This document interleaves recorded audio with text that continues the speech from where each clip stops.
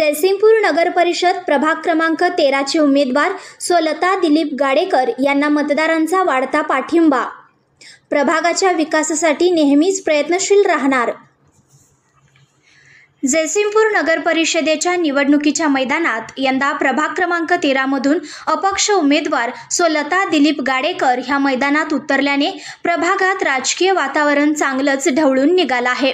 मतदारांचा कल स्पष्टपणे सो गाडेकर यांच्याकडे दिसत असून प्रभागातील नागरिकांनी एकच निर्धार केला आहे, स्वलता गाडेकर यांनाच विजयी करणार असल्याचा कल सध्या निर्माण झाला आहे।